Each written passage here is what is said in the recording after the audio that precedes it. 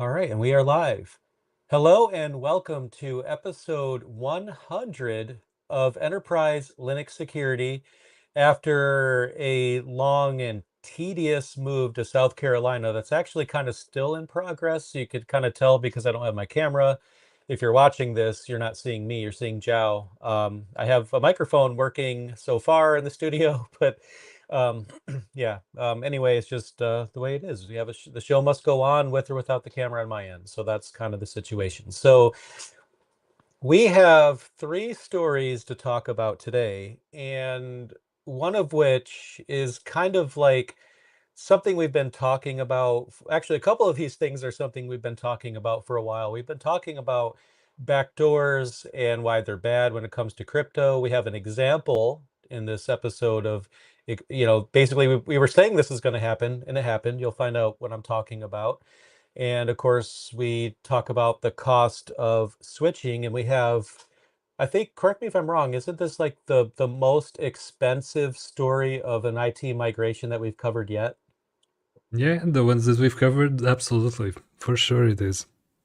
Yeah, we're going to talk about the cost of migrating, and we've talked about this many times before, especially with the CentOS and Red Hat switcheroos that have happened. I'm not going to get into that again, but we have an even more egregious one that we'll talk about. And we're also going to talk about missing log files. So it's going to be a really fun episode.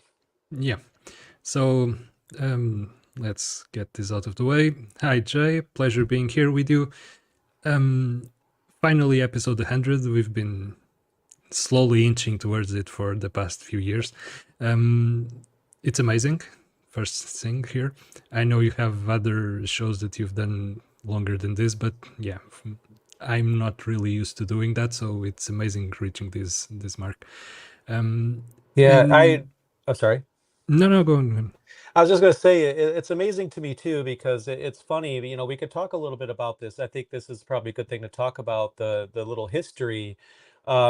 Enterprise Linux Security started as a normal YouTube series, non-podcast. Just it was going to be kind of like, oh, I'm just going to talk about security. Wasn't really the greatest of ideas on my part, but Sasha introduced me to you and like this could be a podcast. I'm like, you know what? That would work. Whereas the normal YouTube series would not work for this, a podcast would absolutely work. And this has become, I mean, easily one of my, if not favorite things right now, because I just love the fact that we could cover these things from the Linux perspective, but also give our, industry experience, our, get off our lawn experience when it comes to these kinds of things. And it's been, 100 episodes. It's amazing. And I feel bad that it took this long to get here. The move to South Carolina, moving a house and a studio at the same time, and also attending All Things Open during this as well was quite a ride, but we had to get this going. It's like, I have no camera. I don't have my camera set up, but I want to do this podcast. I can't wait to do this podcast. So definitely wanted to make sure this happened. And from here on out, maybe next time I'll have the camera set up. So, it sucks to not have that set up, but I just really love the reach of the podcast, the response that it's getting. It's just been amazing for me as well. So thanks to everybody that, sticks with us and, looks forward to hearing what we have to say about all this security shenanigans that happen. And I love and appreciate every single one of you. And thank you for helping us make this successful. Thank you very much, guys. So let's dive into this. We'll be looking at policy and business decisions. We'll be looking at how everything is actually about security in the end. We'll be covering, as you mentioned, logs that are a paid feature right now, which completely blows your mind if you think about it for a In second Azure. about it. And Azure. How backdoors are not just for you ever, and if you built it, somebody else is also going to use it. And how a business decision, like you mentioned, can quickly turn into a security problem. It's both very expensive and a very risky proposition. Right. So let's take it from the top. The first story is about something that came out during these weeks that we haven't been in the air.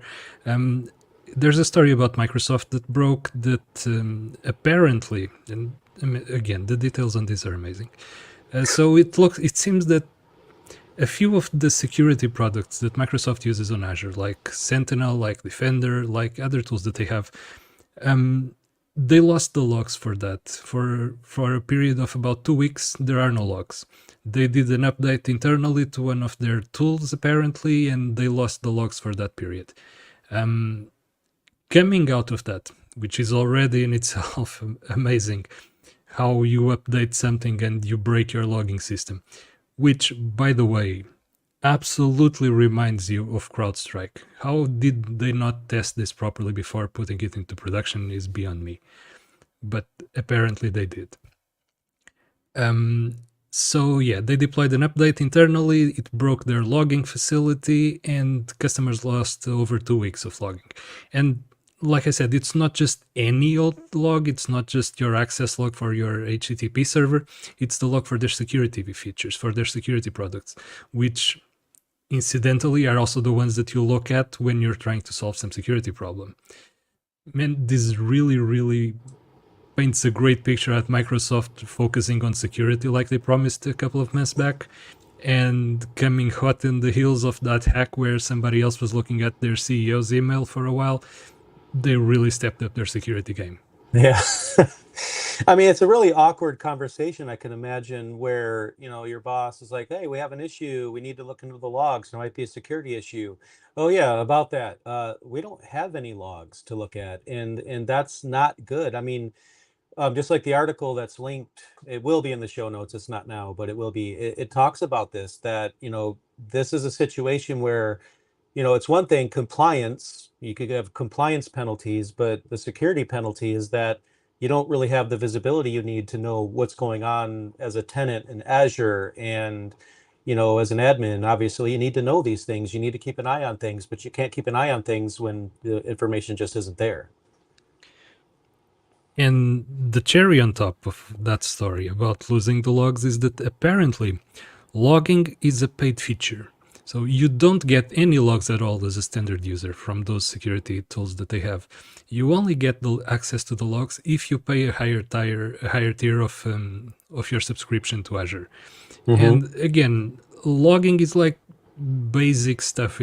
What's next? They're going to prevent you from hitting the E key or something like that. You can press E unless you pay a higher subscription. I mean, I'm already thinking that at some point they're going to disable the mute buttons on our phones or the volume slider on our phones when we're watching an ad. I'm telling you right now, the way things are going. But back to this. I mean, it's just, I mean, we have the like you mentioned, the issue already that Microsoft had recently trying to step up security. Yeah, I mean, well, to be fair, hackers can't steal logs that aren't there. But I don't think that's the security that they were going for, or at least should have been going for. We need this information, and we were talking about this off camera before we hit the record button. I'm not really the most advanced Azure person ever. I mean, I'm familiar with it, I've used it, but I'm not as knowledgeable. So at first I'm thinking, well, now people are just going to have to stand up a Graylog server and maybe avoid paying for the logging altogether. But as we were discussing, it's not that simple, because these are the built-in service logs for Azure itself. I mean, that's not even at Graylog's level. I mean, you could grab your Linux log, sure, but you're not going to have like access information and things like that you really do need to have. And then when I discovered that logging was a paid feature, I was like, did I read this right? Like actually they're putting this on, I think I read they're putting it on standard accounts. It wasn't there now, or as of right now. That was surprising, very surprising. I mean, if you want to be concerned about security, if you want to focus all your efforts on security, if you want to improve your game, at the very least, providing the logs that people need to look at when they're using your services, that's basic stuff. But yeah, as you were saying, the reason why you can't simply spin a Graylog and aggregate all the logs is that these aren't the logs from the stuff that you upload there. These are the logs from their security stuff. These are the logs from the IDS solution. These are the logs from the antivirus solution. These are the logs from the firewall. From the firewall at the provider level, not at the individual host, the individual server level. So to get to those logs, you need to pay a higher subscription. And thinking about that for a second, and that in the same sentence saying that you're concerned about security, I mean, it makes no sense at all. And it might even be illegal. I mean, you have in some areas requirements on retention. You have to keep data for a certain amount of time to be in compliance. I mean, I can only imagine somebody trying to do a SOC 2 audit or a renew or something, and then they fail the audit because Microsoft doesn't have the logs at no fault of the admin, him or herself. They probably just got jealous of some private internet providers, some VPN providers that flaunt that they store no logs at all, and Microsoft said that they wanted to unup them. Oh my gosh. Yeah, that's yeah, at least yeah, that's terrible. So I think that one of the main things here is that the whole point of cloud, or at least to me, is you save money by not having to worry about the power bill and obsolescence of the hardware, replacing the hardware when it every certain number of years you're a tenant in someone else's platform. The least we want, the very minimum that we want, is for these things to work to where we don't have to ask the question, why are we putting things in the cloud when at the end of the day we don't really know what's going to be there tomorrow? I mean, you trade off control for the ease of not having to worry about the things that you said. Yeah. But at some point, having that level of control is also necessary and is also advantageous. It might not be in every situation, but the Yeah. problem is that when you actually need it, you won't have it, which is a problem. But you probably won't think about it 99% of the time. So, yeah.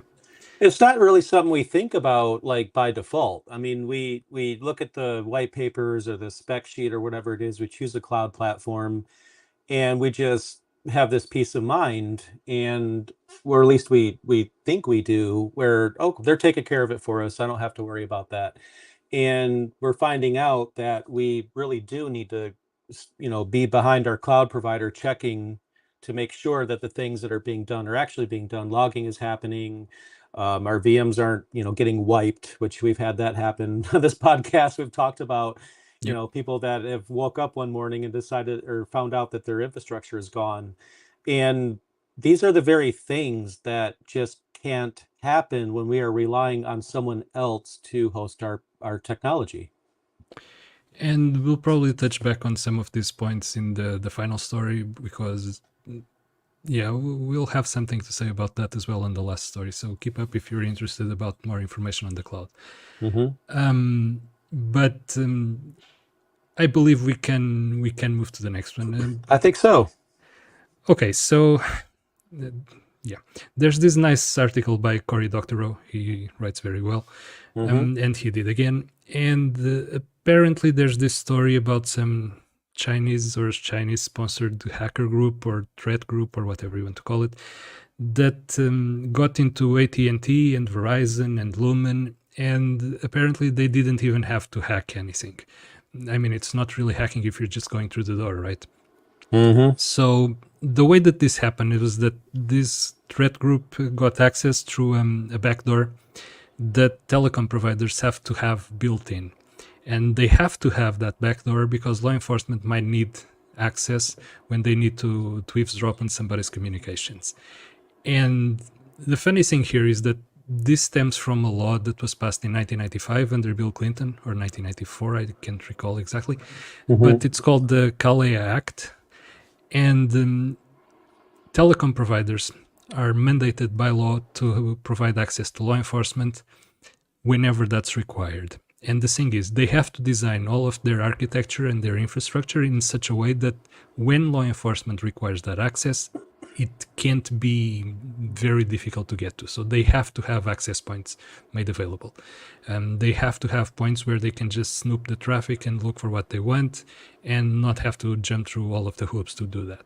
Right. So when you think about that for a second and you think about how you create the architecture for a new service or for a new deployment that you're creating or something like that, you have security in mind, you always try to avoid leaving any open doors for anybody else to exploit. So you try to design with security in mind. This law, in fact, forces you to do the absolutely exactly opposite. You need to design with the flaw in mind. You need to build the flaw into the system. Yeah. And guess what?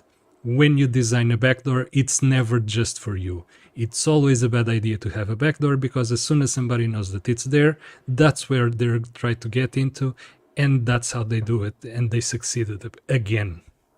Yeah, I mean, we have to keep in mind there's no honor among thieves. I mean, it's not even just the math. The article mentions something called nerd harder, as if to say, like, someone, we say the math doesn't work that way, and then they think, well, these people make crazy awesome things happen with technology. There's no reason why we can't have a back door, and then the tech people can't figure this out and make it work. They kind of float us as having superpowers. We don't. We just know our job, and it's not even just about the math. I mean, if it was a physical skeleton key that a police officer had, and he or she drops it, and then a thief isn't going to say, well, I shouldn't use it, it's just not right. No, if there's a way in, then, and someone that wants in has access to it, that's exactly what they're going to use.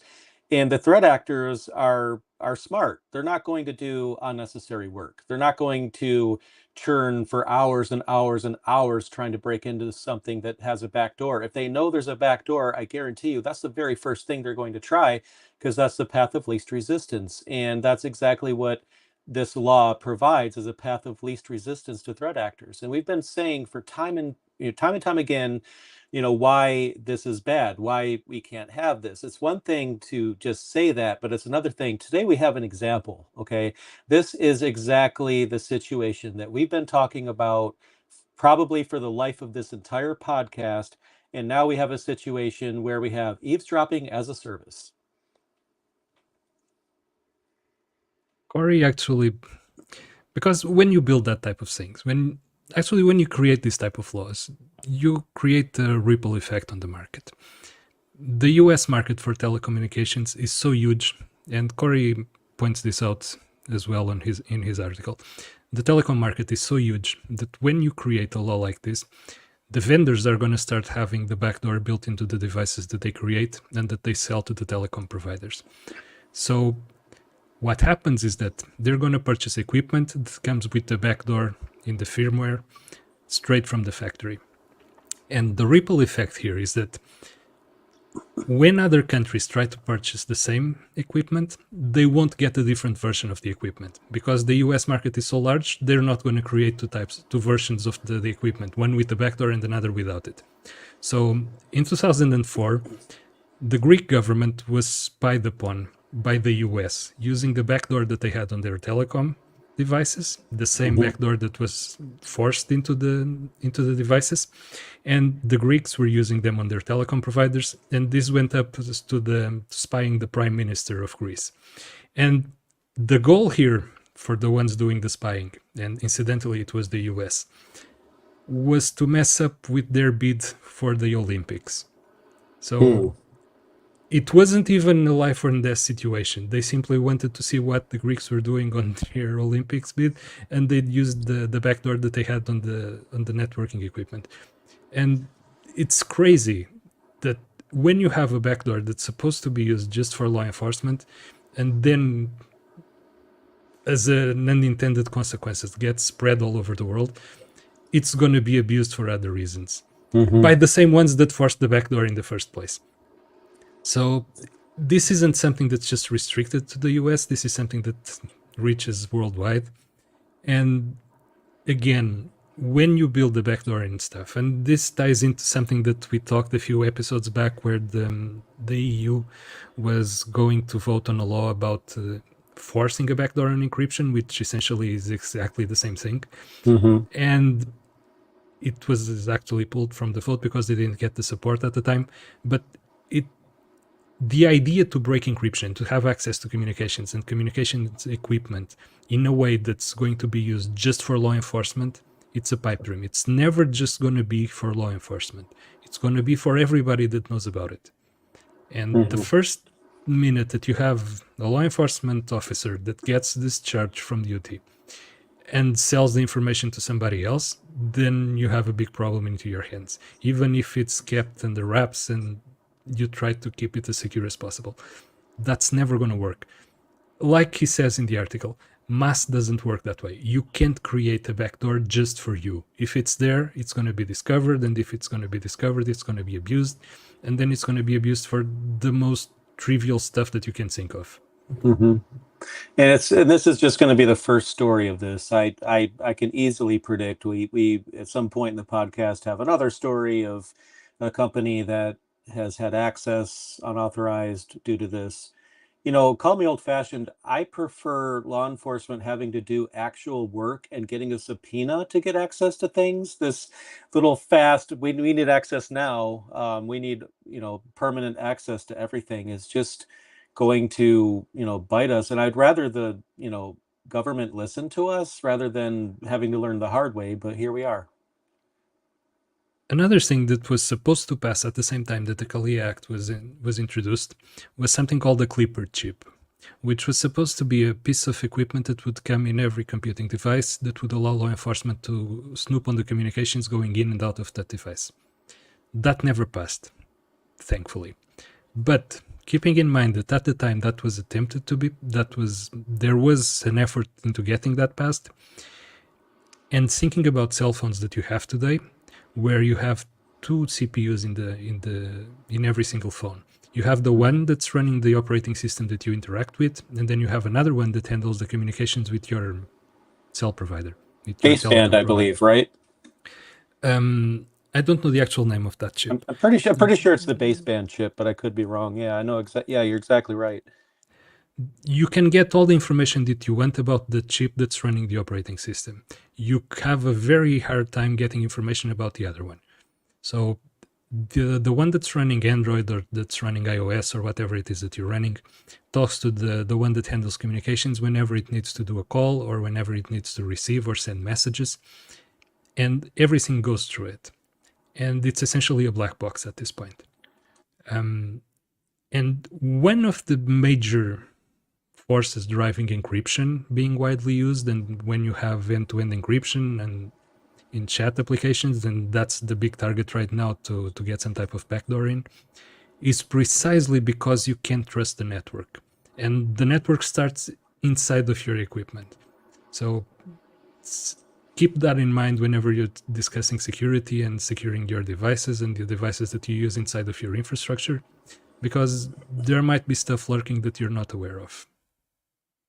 And this will bypass endpoint security devices if you're using a phone at work that has protection on it. I mean, this is the baseband chip, it's a backdoor. I mean, it's at such a lower level that I mean, no matter what you're doing, I mean, you could be victim to this. It's there, and like just like you said, we export all these things all over the world, and you know, the United States being so big, this causes an effect on many countries out there that didn't ask for this, and it's just so egregious on several different levels.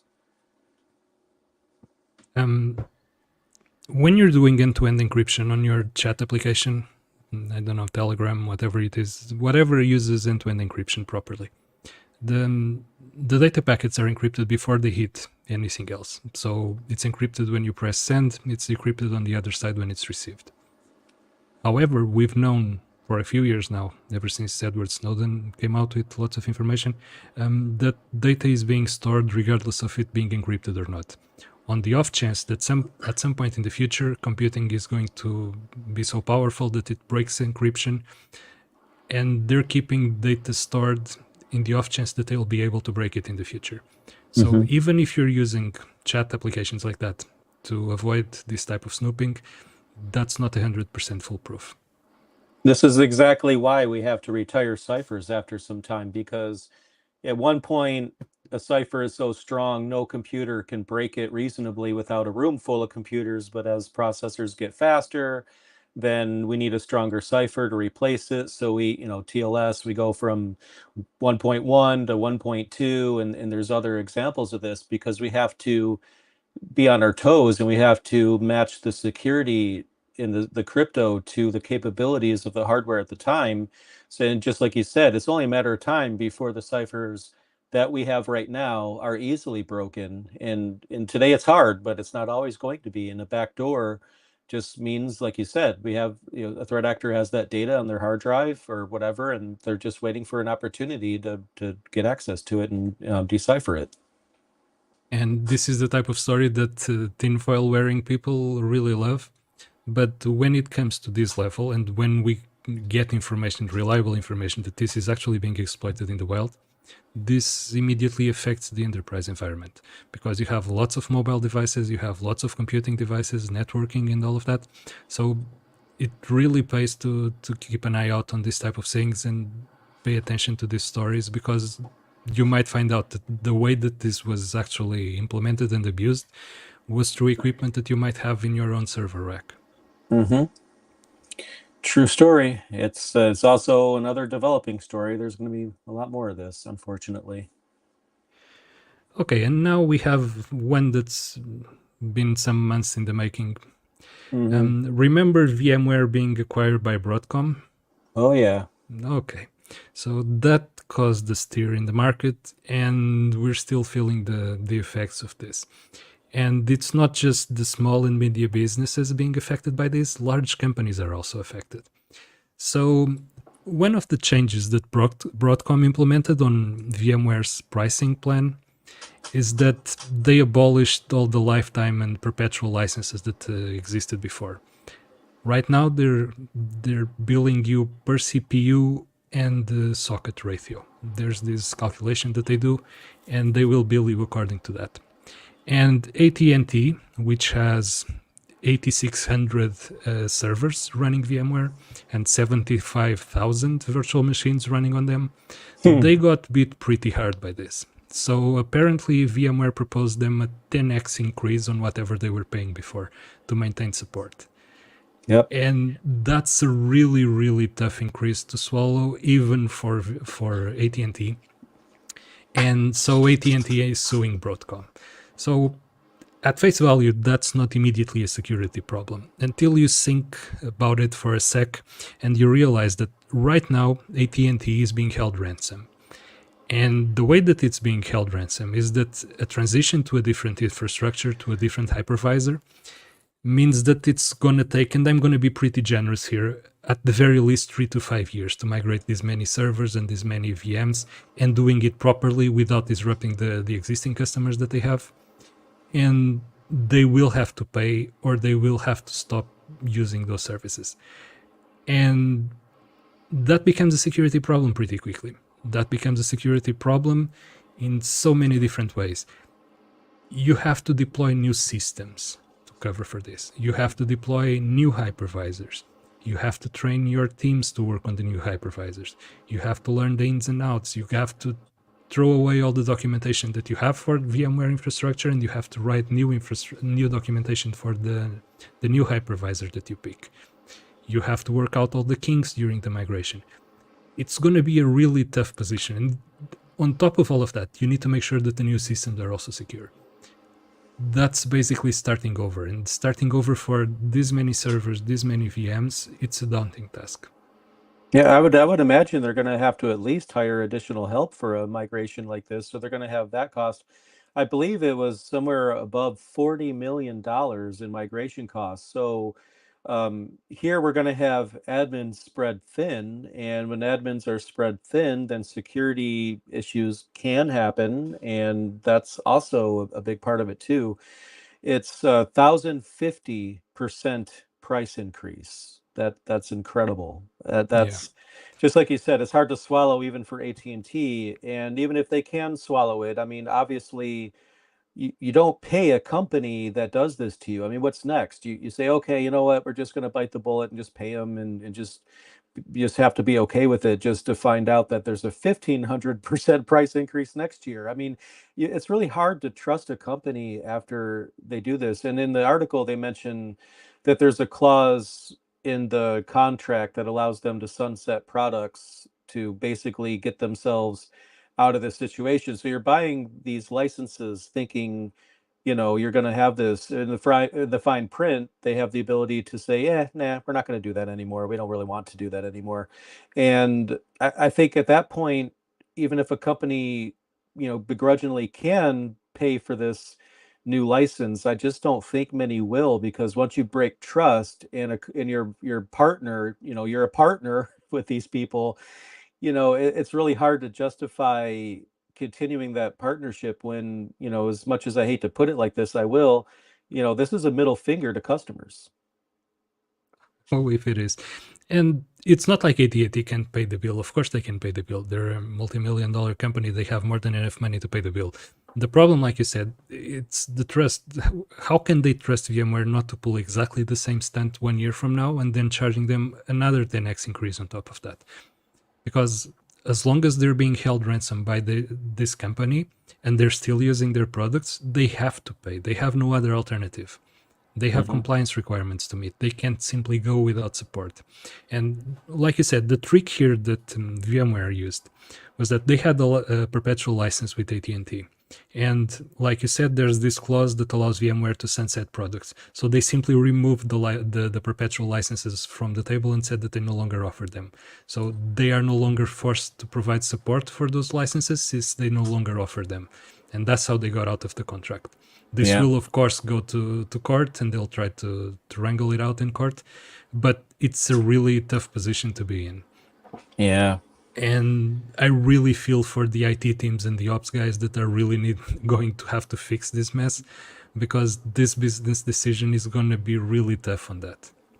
I remember at one point, some people were saying that this price increase only impacts smaller companies, and there's not going to be an increase on, the bigger companies, which, as we know, is absolutely not true.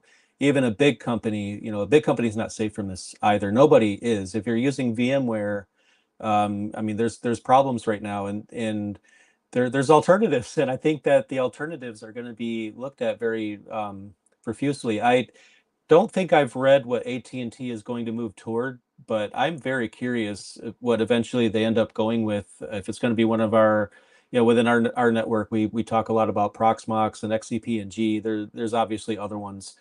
It'd be interesting to see what direction they go to. But in the here and now, we have Broadcom doing business, and by making their companies angry. I don't think that's a good business model. Really. That's an understatement, I Yeah, to believe. put it lightly. Yeah, putting it lightly. Absolutely. It's, and I have heard that, this is probably obvious, even before this story, XCP-ng and Proxmox are getting like a lot more, a lot Yeah. more people using them now than they ever have before. I even see, my Proxmox videos, the older ones, start bubbling up in my list of views, higher than normal views, and I see the news impacting the video views, and I can tell you there's a lot of eyes on Proxmox, and I'm sure on Tom Lawrence's channel he's getting a lot of hits on his XCP and G videos, rightfully so. But the information's out there for people that want to switch, but it's not that easy, because like you said, you have so many situations lately where IT people are, oh yeah, everything's fine, everything's solid, and we've implemented this and that, and we're good. And then they come into work on Monday, all hands on deck, we have another migration that we have to do fresh off the recent one. And they're still reeling from probably the CentOS and Red Hat situation and CrowdStrike happening recently. And now it's like, oh yeah, let's have another situation where we have to get all our people together and lose some weekends and holidays over this. It really hurts a lot of people in different angles, in different ways, and it's just, for everybody, it's a bad situation. For most customers, apparently it's a 3x increase, so they tripled whatever they were charging before, but AT&T was a bit harder. And Mr. Hawk10, which is Broadcom's president, he has this blog where he publishes some stuff, and in one of his articles, there's this charming gem. We will charge our customers based on the value we create for them. And when you're talking about an infrastructure solution like VMware, that's really, really something very difficult to measure. When you purchase a server, it's not more expensive if you're going to run 100 VMs on top of it than it is if you're going to run 10. You purchase a server. You're going to tell me, sure, but hardware is different than software and it's built differently. That may be true, but VMware used as an hypervisor, it's more of an infrastructure part than an actual software part. You can disagree on that, but that's a generally accepted view. Yeah. So essentially, you're going to charge more your customers. Imagine you're a water company. You're going to charge your customers more if they use it, say, to create a high-value product than if they're just filling their swimming pool. You're not entitled to know that. Hmm. You're just providing water to your customers. You're not entitled to know or charge more or less based on how much your customer makes off of that water. You charge for that water whatever you want to charge, and the rest is up for your customer. And Right. that's how it should operate. And VMware apparently is not looking at it this way. And they're trying to extract as much money as soon as possible from this. Probably because Broadcom paid $69 billion with the B to acquire VMware, and they want to recoup that money really quickly. Yeah. Yeah. Yeah. I mean, it's still self-righteous. It's like so where does this end? If I spin up an Ubuntu 2404 server just for 5 minutes because I want to test a package or something, I do this all the time, and I don't think it's worth all that much. It's just a disposable VM. I don't really care about it. I'm going to delete it in 5 minutes. But then Broadcom's, well, we think you're getting a lot more value out of that VM. We're going to charge you a lot more for it. Well, excuse me, like, do I get a say in what's important to my business and what assets are the most critical to my network, or are they just going to decide that they think it's important, so they charge based on that, and it's their opinion against their users? It's incredible. At the very least, it's a very tricky business decision that Broadcom made. Software licensing costs have always been this magical thing that companies dream up. Hmm. It's really tricky to position it. It's really tricky to come up with a number that's reasonable and cost effective and your customers are willing to pay. So there is some leeway whenever you're trying to get a deal with your providers, when Hmm. you're trying to acquire licenses for software. But again, framing it like this, that we're going to extract as much money as the value that you're creating from it, that's, I'm pretty sure there are laws against that. I would have to say so, because it's an artificial supply and demand. I mean, it's like you have a company, you have a demand on your supply, but you're going to increase that demand just because you want more money for no other reason. It's not like we're getting an incredible feature set coming to VMware that it's never had before that transforms the way that people spin up VMs. No, it's VMware. If you've used VMware before, it's the same now. I'm not aware of any, value add of any kind other than, value add to Broadcom, basically. It's like they're getting an incredible value out of that. But what are we getting for 1,050% increase? I mean, every purchasing department I have ever talked to at any company would probably have the exact same questions. Okay, you're increasing the price. What do we get out of this? What is this going to do for our business? Is this going to help us do business better? Are we going to be more profitable if we continue with you? No, we're just going to be allowed to continue using the software we've already been using. And to call it anything less than ransom, we're having the wrong conversation.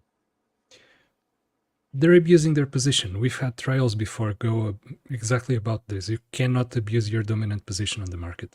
And that's exactly what they're doing. When you're pricing your products based on the value that you're bringing to the market, that's one thing.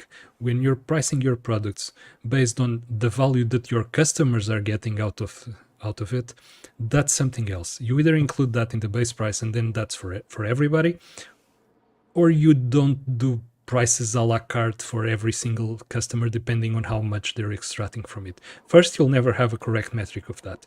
And Hmm. second, again, you're abusing your dominant position. There have been trials about this in the past, and that's never seen positively. Even in a free market country like the US, they really dislike this type of things when it reaches courts. Well, immediately I could think of the price fixing lawsuits with ebooks, and that was a much smaller problem. I mean, just with the price fixing thing, that got legal attention. I mean, I would think this would, all it takes is the right lawyer with the right knowledge of how things are and what's allowed. And sure, there's things in the contract that give them, ability to come out of it, but it could still go to court. A precedent can still be set, and this could backfire, and I hope it does, on Broadcom in glorious ways. They think that their contract's going to save them, and maybe it could. But at the same time, there's very smart lawyers out there, and there's precedents set in the past where, artificial supply and demand. I mean, we're literally paying for someone's yacht and personal jet at this point. Until they get this 69 billion back, they're not going to go back down from this. Um, the firm Gartner that does research into market studies and all of those kinds of things, they did a study recently about the changes in pricing from VMware. And this is where this touches back on the first story. They found that some people are doing something called revirtualization, which is a term that they used for moving to a different platform. And apparently it's about 20% of VMware customers are looking into alternative solutions right now. And there are others that are going devirtualization, which is a really bad word, but means going back to metal, which means that they're looking at workloads and they're seeing the ones that don't really benefit from being virtualized, and they're moving them back to actual physical servers. That kills consolidation, which is something that we've been striving to as an industry in the past 20, 25 years now. But they just need to weigh the pros and cons here. Are they paying more to get that service done in a way that fits a virtual machine versus just running it bare metal? And if they're paying more to keep it in a virtual machine, then they'll probably move to a physical server. That's how ridiculous this whole situation gets. And there are companies looking at and doing that. And then you think about greenhouse gases increasing because now we're using more physical hardware than we were using before when everything was trending one direction. Now it's trending back. I mean, there's a lot of repercussions to this. And then the mental health aspect of all the people that just can't seem to get a vacation day lately because they just can't seem to slow down on the controversy. And I really just wish there was an easy way to migrate, but when you have like tens of thousands of virtual machines, that's a workload. And it doesn't matter how good your automation system is at this point. Yeah, you might have something amazing that automates migrations and things, but you have to check everything. You have to test everything. You can't just spin it up and just assume it's good any more than anyone else can. That's a lot of work. Having to audit all these VMs after migration, making sure that the TCP connections are able to be handled, because if you think about this, there's user testing, user load testing that people do, and rightfully so, where they try to find out how many users they can have on a server before it starts to struggle. And on one platform, there could be like TCP IP tuning that's just slightly different enough, and now they have to have more servers to handle the same number of TCP connections, and now they're going to have more. They have tens of thousands of servers now. I have to add a few thousand more. This is how they do it. Development teams, they test it. They see what does it take to, can we hit this server with 10,000 users, 20,000 users? What can we get away with? And they have to tune these things and test these things. So I feel like the migration is tough, but it's just the beginning. That's just getting your stuff to the eventual replacement. Once it's there, you have to you have to look at this, and that's going to take an incredible amount of time to facilitate a migration like this. And to do it securely, it's going to take even longer. Mm-hmm. Whether you move to Proxmox, to XCP-ng, to OpenNebula, to any of the other virtualization solutions, pray tell you move to Hyper-V. Regardless of what you move to, it's a new stack that you need to learn. It's a new technology that you need to understand. It's a new thing that you need to keep secure. It's something that you're not used to, that you need to learn the ins and outs, so that when a patch drops, you're not going to get cornered into a new bug that you're not aware of, and you need to know how to react to that. That's why VMware's position, they're essentially holding everything. They have everybody hostage at this point. Doing the migration takes years. Companies are not too keen on doing that for all the reasons that we mentioned. That's why they're trying to extort as much money as possible from these deals. But this is not going to buy them any favors. This is not going to get them any new customers. And eventually this is going to hurt them. Right. This is also another reflex of what's happening in the industry, where stuff that doesn't need to be a subscription is moving to subscription-based, regardless of this is being targeted to end users or to other companies, to business or business to consumer. It doesn't really matter. Stuff that doesn't have to be a subscription and has never been a subscription is now turning into one. When you had perpetual licenses for VMware, you didn't want to worry yourself about paying subscriptions every year and changing terms and all of that. That's why you acquired the most expensive license at the time. And now that's off the table, and that's a worrying trend. There's stuff that needs to be a subscription because it's a recurring service, and you actually get value from it being a subscription. And then there are other stuff that is just being artificially transformed into one, and you get absolutely nothing out of it other than an expensive bill to pay. So we can't trust our cloud providers to have logs. We can't have private conversations on phones, and we can't trust hypervisor providers either. Yeah, this is a lot of stuff here that we have to keep in mind. And the trust factor is extremely important, as we say a lot. I mean, it's not just trusting your users. We have to trust our systems. We have to trust our vendors to have our back, and giving the middle finger to the people and the companies that made VMware able to be acquired for such a high amount of money in the first place. They're snubbing their nose at them too. It's just, I just really want to know what Broadcom's end game is here. Are they just trying to destroy VMware? Are they trying to make nobody use it? I mean, I can't think of anything else. It's unfathomable at this point. Nobody really understands it outside of Broadcom's CEO, apparently. Yeah, probably just But wanted a yacht, and that was all it was. Who knows? yeah, but the one thing that you can trust is that you're going to get episode 101 of this podcast coming Yep. soon. Can't really promise that it's going to be next week and then we break the promise, but Right. we will be back for the next one. Thank you Yep. very much for sticking with us for the previous 100 episodes, and we're going to be here for the next 100. So come by for the next one. We'll be right here. Thank you very much to everybody who joined. As always, a pleasure. Thank you, guys.